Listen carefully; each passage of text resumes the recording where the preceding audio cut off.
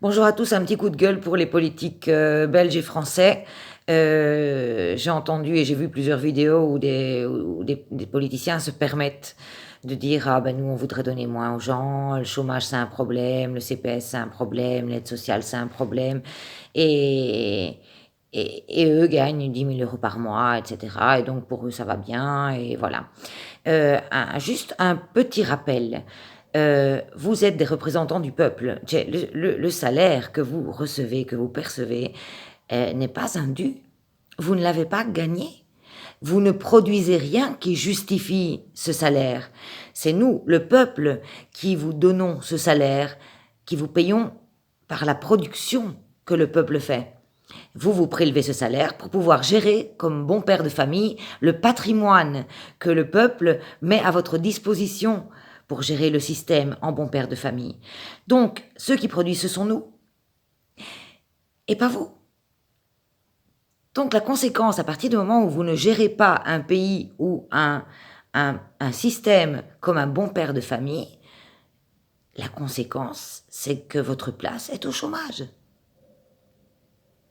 Au chômage, à la file. Il n'y a pas de 10 000 € qui sont dus aux hommes politiques. Vous n'êtes pas riche, si vous l'êtes, tant mieux pour vous. Mais vous n'avez pas à prétendre ce salaire. Ce salaire-là est un salaire pour trouver des solutions et des idées, pour permettre à un peuple de pouvoir continuer à gérer son économie et à développer son potentiel. Parce que le potentiel économique, c'est nous qui l'avons. C'est nous qui l'avons. Et je sais bien que c'est compliqué pour vous, puisque évidemment, et ce qui sort de toutes de tous ces cancans, de toutes ces commérages de bonnes femmes que vous faites, c'est que vous n'avez absolument aucune idée. Vous n'avez aucune idée comment porter avant un pays, comment aider la population à se développer, comment créer de nouvelles sociétés, comment créer de nouvelles entreprises. C'est normal que vous n'êtes pas équipé pour savoir ça.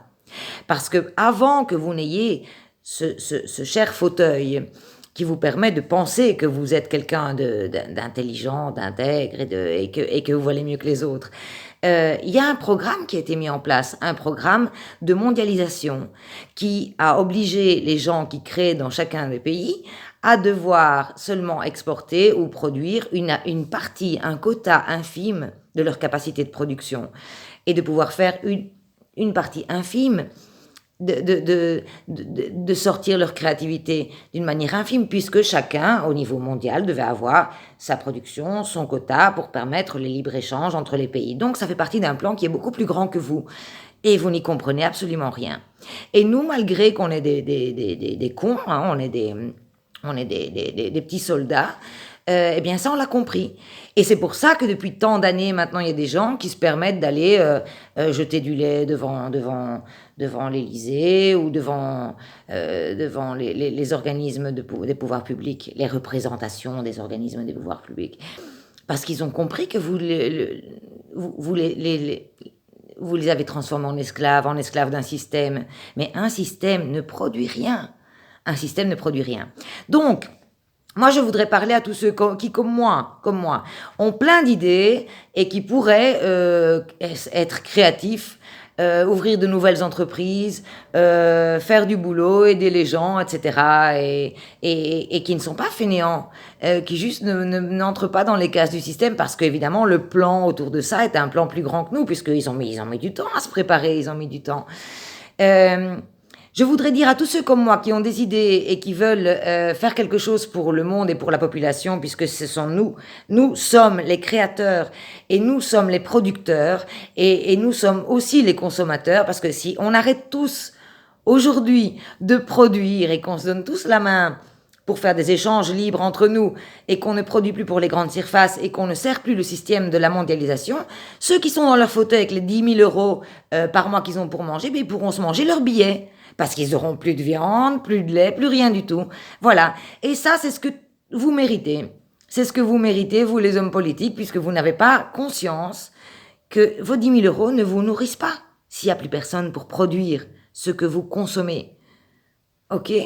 Donc j'invite tous les gens comme moi qui sont créatifs, créateurs, chômeurs, minimexés, ça n'a pas d'importance, nous sommes une population, nous sommes un monde entier, nous sommes 10 milliards sur la planète et nous avons le pouvoir de créer, de faire et de partager entre nous. Eux, ce sont seulement des gens dans un fauteuil. On leur a donné la permission d'administrer nos biens. Et ce qu'ils font, c'est qu'au bout d'un certain temps, ils ont l'impression que ça c'est un dû et que nous devons justifier ou quémander ce qu'ils ont dans le portefeuille, mais le portefeuille ne leur appartient pas. Donc rappelons-nous un peu de notre pouvoir, rappelons-nous de qui nous sommes, parce que le peuple, la terre, le monde, c'est nous, et tous ensemble, nous sommes responsables de ce que l'on crée, et nous avons droit à tout, parce que le monde est de tous. Personne ne peut nous dire qu'on n'a pas droit à l'eau, à l'électricité, à un morceau de terrain. Personne ne peut nous le dire. Et je voudrais rappeler dans l'ensemble des choses que ce qui se passe pour l'instant est calpesté, c'est piétiné complètement les droits de l'homme. La Déclaration universelle des droits de l'homme a été créée après la guerre, bien pour des moments comme celui-ci. Donc, on parle bien de déclaration universelle, pas de déclaration mondiale, ou française, ou italienne, ou belge, ou américaine, ou maltaise. Enfin bon, on parle de déclaration universelle des droits de l'homme, dans laquelle on a droit de parler, on a le droit de travailler, on a le droit de s'exprimer, on a le droit d'être informé. Alors là aussi au niveau de la pandémie, là aussi, dans le sens que le principe scientifique de toute chose, c'est quand même que cette chose soit observable et que, par plus scientifique, non, et qu'ils soient tous d'accord sur le problème. Dans ce cas-ci, il n'y a personne qui est d'accord avec personne. Donc, tant que personne n'est d'accord avec personne, ça veut dire qu'il n'y a pas un fait stable, un fait vérificable de tous. Parce que s'ils étaient tous d'accord, alors ok, il y a une pandémie, c'est vrai. Mais s'ils ne sont pas tous d'accord et qu'il y a des avis à droite et à gauche qui divergent, ça signifie qu'il n'y a pas un fait. Je sais pas.